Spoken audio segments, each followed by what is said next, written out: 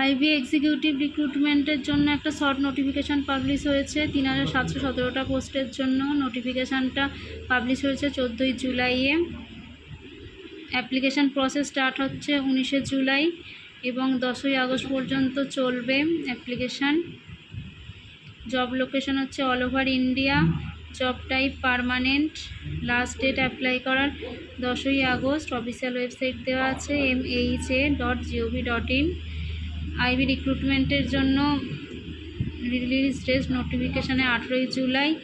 Online application start 19শে July এবং last date 10ই আগস্ট।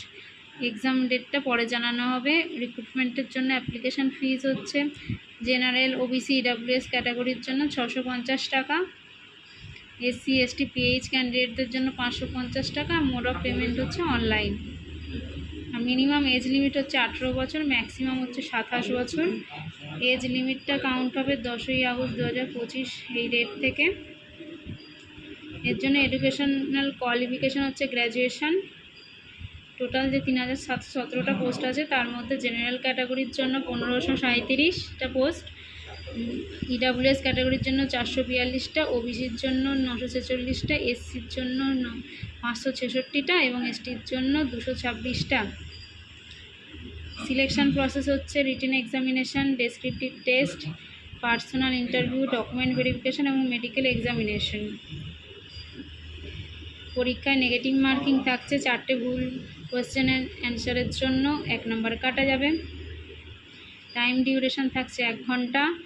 পরীক্ষায় current affairs, general studies, numerical aptitude, reasoning, English এই পার্টগুলো থেকে প্রত্যেকটা থেকে 20টা কোয়েশ্চেন থাকবে এবং 1 নাম্বার প্রত্যেকটা কোয়েশ্চেন ক্যারি করে প্রত্যেকটার 20 মার্কস হচ্ছে এবং সেই হেতু টোটাল হচ্ছে 100 নাম্বার। অ্যাপ্লিকেশানটা নোটিফিকেশানটা যথারীতি পড়ে আপনারা এলিজিবিলিটি ক্রাইটেরিয়া দেখে নোটিফিকেশানটা ডাউনলোড করবেন এবং পড়বেন এবং তারপরে অনলাইন অ্যাপ্লিকেশান ফর্মটা ফিল আপ করবেন। তার জন্য প্রয়োজনীয় নিজস্ব ফটোগ্রাফ, সিগনেচার, এডুকেশনাল সার্টিফিকেট এবং আইডি প্রুফ এসব লাগবে। অনলাইন অ্যাপ্লিকেশান সাকসেসফুলিভাবে সাবমিশনের পর 1 কপি প্রিন্ট আউট রেখে দেবেন।